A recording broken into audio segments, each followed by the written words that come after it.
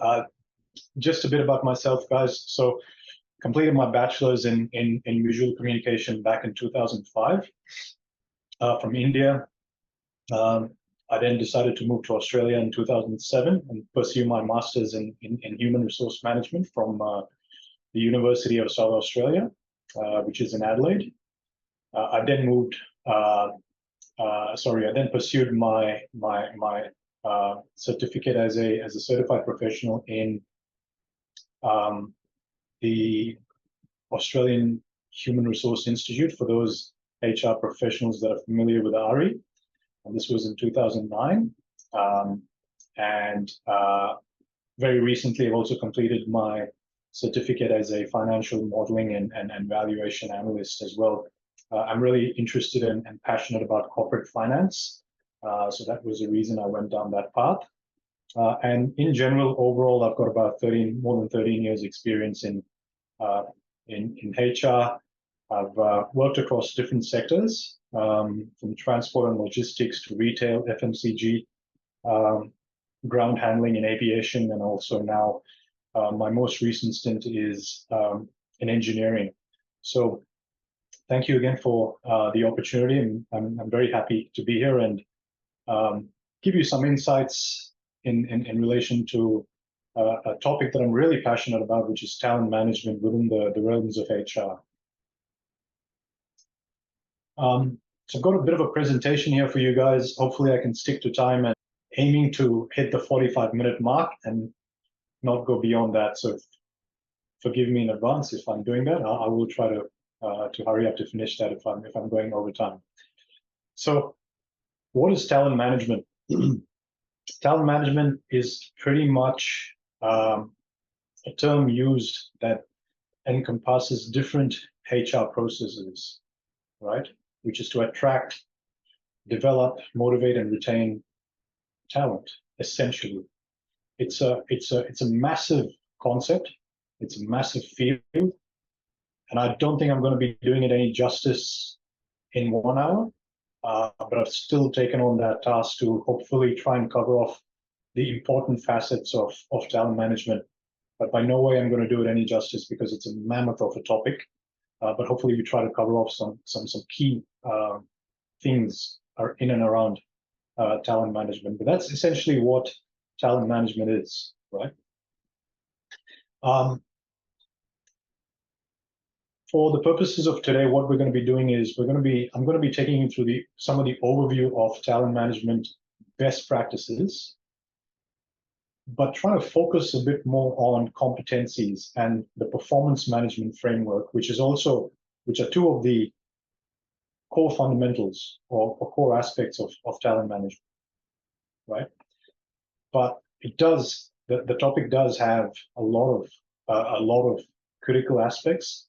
But for the purposes of today, like I said, we've only got about 45 minutes or so. So try to work on the competencies and performance management frameworks more. I want to begin by talking about results versus behaviors. Across every organization, the most common thing I'm sure you guys would have heard of as well is results and behaviors. These are two different concepts, right? Results are things or what we should achieve, and behaviors is how we should achieve those results. And they go hand in hand. It's quite important to have a grasp of this concept, because imagine a scenario where a business focuses only on results, right? Take a sports team, for example, that just wants to win all the time, right? Like a cricket match. I don't know if there's any cricket watchers on this call. But then if the entire focus is on just winning and getting the results, without actually monitoring how those results are actually achieved, right? Whether people actually ball tamper, all right, or cheat and achieve those results. And technically, that's not the right way of doing it. So even in a business, obviously, every business has got results. So the key is, while you communicate those results to while those results are communicated to all employees across the business, it's also equally important that management communicate how those results should be achieved as well. One of the things that I'd like to talk about today is something called an assessment, different assessment tools in a talent management model. I want to start off by talking about a competency assessment, which competencies are pretty much the building blocks of a talent management process. They're nothing but behaviors and skills that I was talking about, that I was referring to previously. So competency is any behavior, skill, or knowledge, right, that's crucial to the success of each employee in the business. And it's a fundamental of a talent management process. A performance appraisal process also forms part of the assessment tool in a talent management model. Third one is a potential forecast, right? And what that essentially means is it's a prediction of how many levels an employee can progress within the organization, right?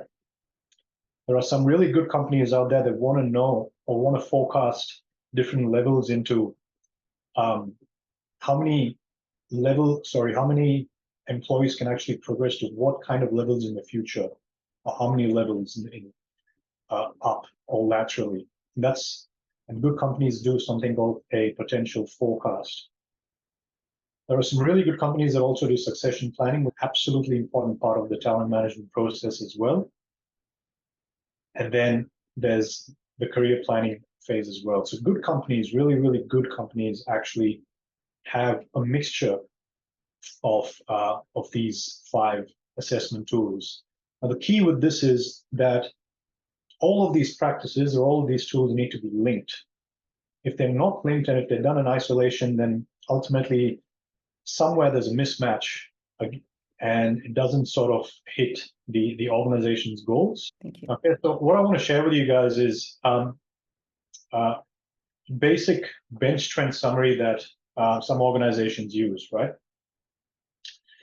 Now, what you're seeing over here is sort of at that VP level where you've got the name of the positions and incumbents of the role on the left-hand side. And then you've also got a potential column, okay?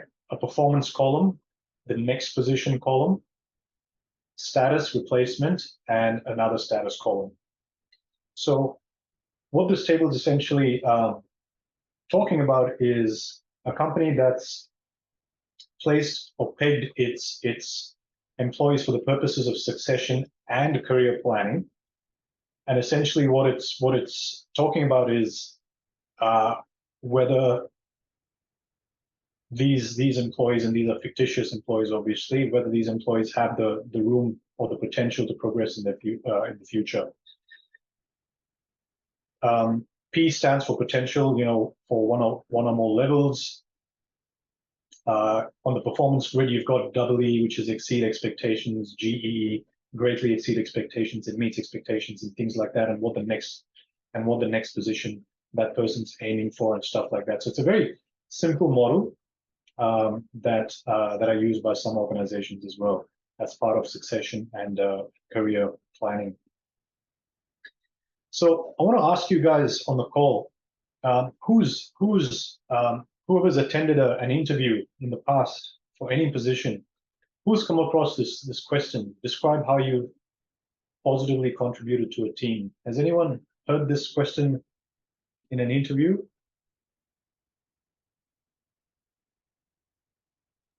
No.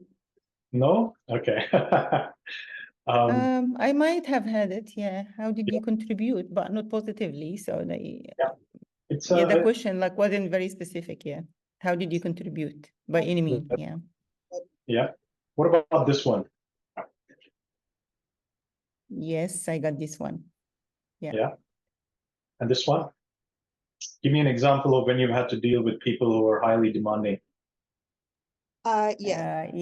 Yes. Or difficult people, yes. Oh, exactly right. So these are sort of very common questions, right? And there's a reason why organizations ask this question, right? And they're all related to competencies, which we went through before, which is essentially knowledge and behaviors.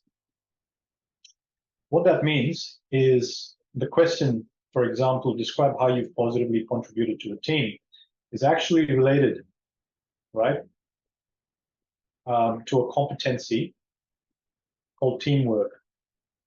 And what I'm sharing with you is a very is a competency. It's taken from a competency framework for this company called British Council, right? And on the left-hand side, it talks about the definition of a competency, right? This says teamworking is about working cooperatively across cultures, etc. But then on the bottom, it's got levels. So it's got descriptors which talk about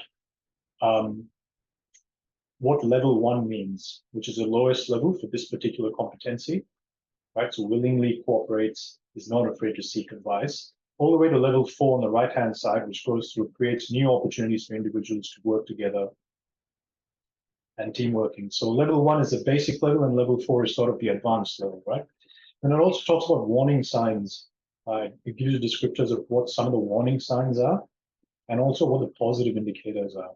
So this is what organizations actually use when it comes to assessing someone against certain competencies.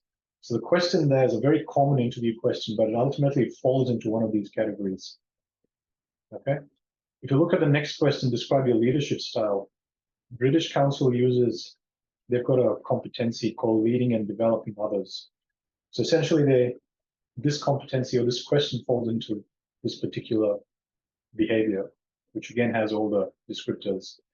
And then if you look at the question that talks about dealing with highly demanding people, it could be potentially related to the customer service orientation competency.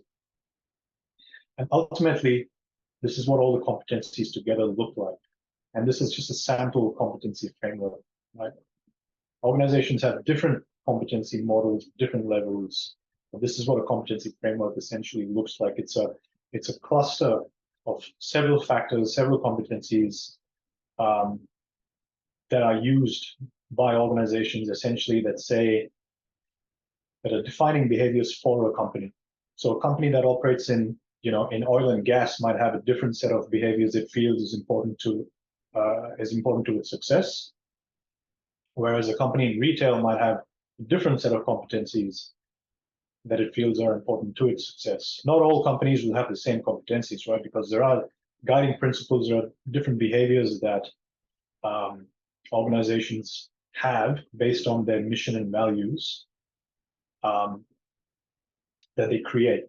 And these competencies or behaviors, it's an expectation that it applies to all employees across the organization, and each employee during critical times, for example, during times of recruitment or when it's time to be promoted, they're assessed against these competencies, right?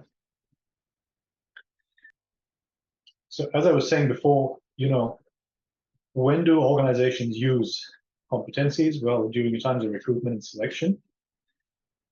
Promotions and career development is another time when competencies are usually used. Performance appraisals, which we'll talk about later, which we'll deep dive a bit later. Leadership development, 360 assessments, and also competencies provide a common and consistent vocabulary within the organization as well, right? I want to give you an example of an organization that's really done this well. Sometime around 2007, 2008, I might have the year wrong, but it's a US-based healthcare and not-for-profit organization and not-for-profit provider called Kaiser Permanente. Now, these guys have got operations across northern and southern California. They've got Colorado regions and different parts of the US. They've got about 12.5 million members. They're quite big. And this case study is for the organization's Colorado region. 65% of their executives were external, right, due to lack of leadership development. And the goal for them was to hire 60% internally and 40% externally, right? So some of they embarked on this big journey or transformation to change that, because organizations sometimes have a lot of, they hire from external, and if the ratios are not that great, okay, it sort of reflects your culture. So it's always, I feel it's always a good thing to promote from within an organization, especially for leadership positions. And so the journey began with a big leadership review that the Kaiser that embarked on.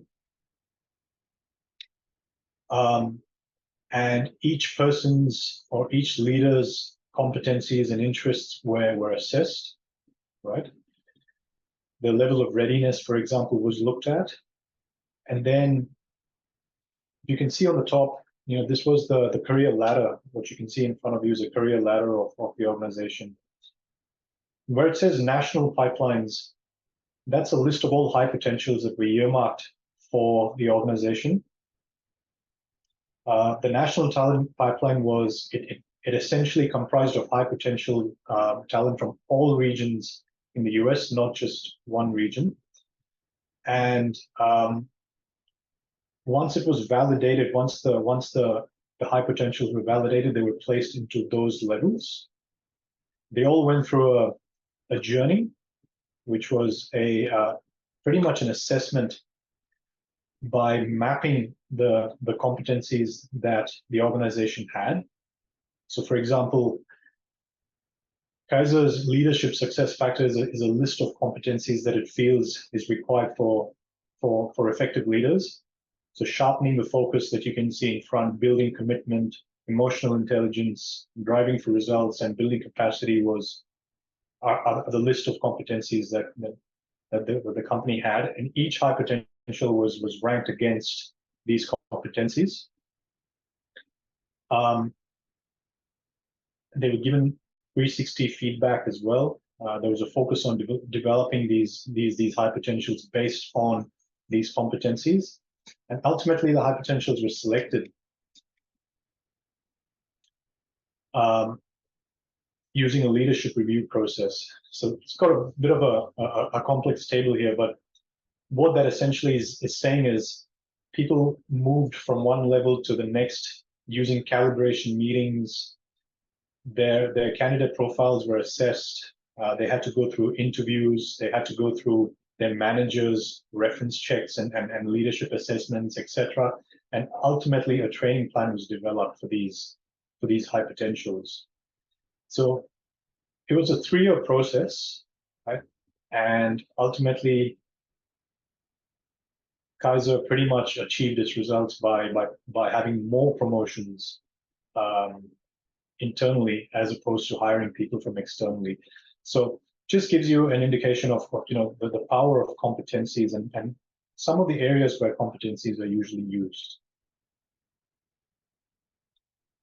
For those of you interested in finding out a bit more about some vendors that provide or develop competencies for different companies, Korn Ferry is a very popular one. SHL is another one as well, and there's a company called Development Dimensions International, which is another company that assists different companies to have competency frameworks and develop them for their companies as well. Look, I just want to go through coming back to, the gray area is what we focused on, which was, how we should achieve your results, which is the competencies. So I want to just deep dive a little bit more into the orange section, which is what you should achieve as well, right? Now, this is the whole concept of results versus behaviors. So before someone can understand effectively or understand how effectively, you usually need to know what and why first. So give you a small example of a simple 2x2 matrix. In fact, before that, I just want to, I guess, outline a bit more about what I'm referring to here when it comes to results. So imagine being in an organization where, you know, there's everyone has a performance appraisal process. It's a very common thing that some organizations have, probably not that common across different companies. Part of the performance appraisal process or performance development planning process, as some companies call it, is setting goals, right? Objective setting. This usually happens at the start of the financial year, where managers agree and set goals for the employees.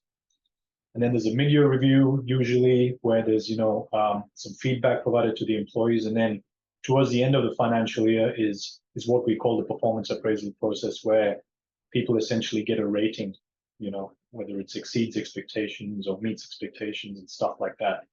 The key thing is, if the goals are not really specified clearly, or if they're not linked to organizational objectives, then the entire process can sort of derail, and it could be unfair to the employee as well, because your ratings can also get quite skewed. And that could be that misalignment issue, right? So during the goal setting process, you know, a lot of managers tend to have this question: okay, what sort of goals should I be setting for my team? And the usual answer is, you know, the goals should be aligned with organizational objectives. That then translates down to departmental goals, and then that gets cascaded down the levels to to individual goals. There's another. It is an easy process, at least for the experienced manager. It's quite easy, but for some managers, it's not that easy, right? So for those who struggle with setting goals, there's a simple 2x2 matrix that's developed by this person called Fred Nichols, right? And this model is available online as well. It's called a goals grid, and it's a simple 2x2 matrix that just talks about a yes and no answer, right? And it's on the left-hand side, it's got, do we want it? And at the bottom, it's got a section saying, you know, do we have it? So what this is essentially saying is, if you want something, in other words, if the company or the manager wants something that you don't have, then you should try and achieve it. If you want something you already have, then you should try and preserve it. If there's something you don't want and don't have, then your goal is to avoid it. And then if there's something you don't want but have, then you should try and eliminate that. Okay? So that's what this model says. So it gives a bit of a small, you know, simple framework, and it's not rocket science. It's just very easily, you can easily take this and just, you know, anybody can sort of apply this. So this is what a completed goals grid looks like, right? So on the achieve grid, on the achieve box, you've got, you know, work towards sustainable growth. This is what we don't have, but we want to achieve, you know, clean and adequate water in all watersheds, depending on the company. Then on the preserve, you know, we want to preserve creativity and expertise from the business. We want to avoid being seen as a regulator, or we want to avoid stagnation. And then we want to eliminate barriers to progress, safety hazards, etc. So it's just a very, what a completed version, but a very rough version looks like, right? So it's very easily done. So this is, it sort of sparks your thinking, or the manager's thinking in terms of, all right, what goals should I have when I'm setting those for my team? The key is, it's not just picking goals from random, right? The most important thing to understand is that it should all be linked to the organization's strategy and vision. The company can't be heading in one direction and managers be setting goals in a different direction, because that's a classic misalignment, right? So using your organization's vision and other resources like your job descriptions and things like that as a framework, managers can quite easily use this. The four measures of output, right? What are some of the things? What are some of the things that people can be measured on? Well, quality, cost, timeliness, and quantity. So when you're writing goals, think of your measures as well, in terms of quality, in terms of cost, in terms of timeliness, and in terms of quantity. A very good example of setting goals is, for those of you who are familiar with this person called Dick Grote, he's the author of a book called How to Be Good at Performance Appraisals, and highly encourage you to read his book, read the book if you guys are not familiar with this. He breaks this down into very simple goal setting into a very simple concept called big rocks, right? Big rocks are essentially key job responsibilities, or KRAs, your key, responsible areas, that can be stated in the most simplest verb or noun form, right? With no reference to quality or performance. So as you can see, the big rocks on the screen, this is for a registered nurse. Provide patient care. It's as simple as that. And then on the right-hand side, you've got all the KPIs, right? So no patient falls or 0 patient falls, medication dosages are proper, etc. Then again, on the left-hand side, you've got big rocks, which is assess patients. And then on the right-hand side, it's got KPIs, how they're all measured and stuff like that. Couple of things about this is, as you can see on the right-hand side, the measures, some of it is quantitative. For example, where it says no patient falls, that's a quantity, so 0 patient falls. It can easily be measured and tracked. Some people have this misconception that anything else, like no transmission of pathogens or patient care follows the prescribed plan of care, can't be measured, but that's not necessarily true, because companies can use things like descriptors, like the example over here as well, to assess person's performance. Another key part of the performance management or the performance appraisal or development framework is having discussions, is having conversations with employees and coaching. There's a company, there's a consulting firm called Simpson Consulting, and they've come up with the 5 conversations framework, which essentially talks about how do you actually have conversations, coaching conversations with your employees. Now, we know that there are so many managers that find it extremely difficult to have discussions or coaching discussions with their direct reports. So this is sort of a very simple framework that can provide some ease, right?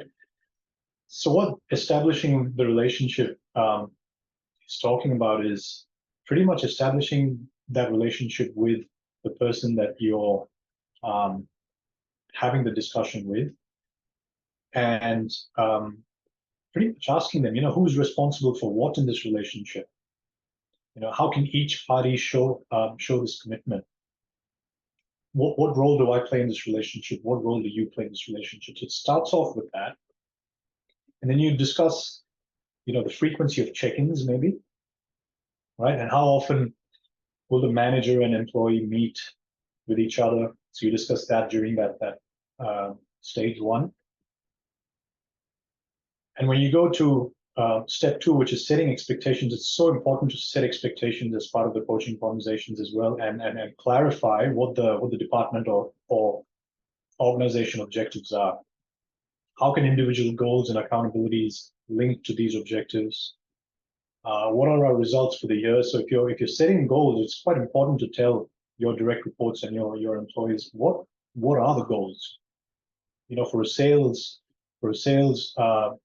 person, the goal could be achieving X amount of revenue for the year. So it has to be clearly specified, right? And then coaching for improved performance and career development is such an important aspect, because sometimes we feel that a manager might feel like the person is not meeting the standards. So what are those discussions that you, coaching discussions you'd have with the employee at that given point in time?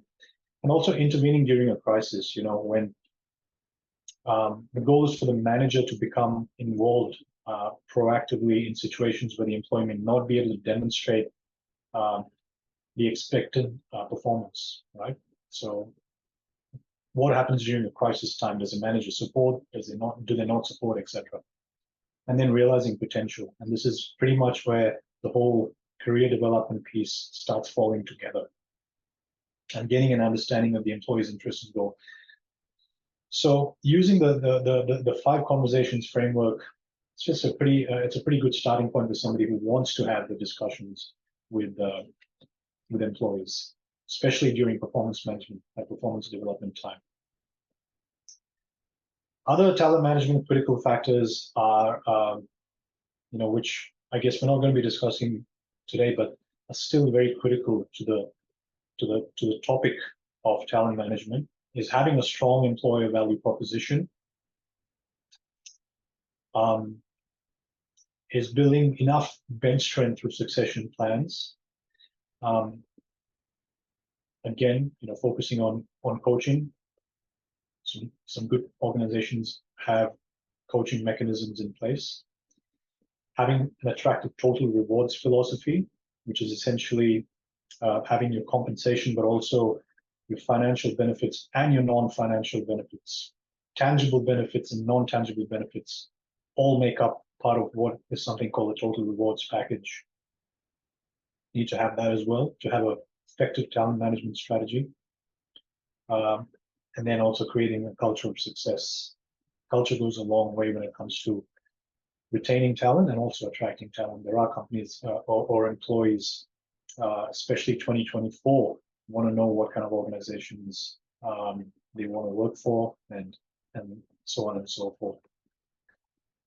So with that said, that's probably the end of the presentation. Hopefully I've stuck to time, guys.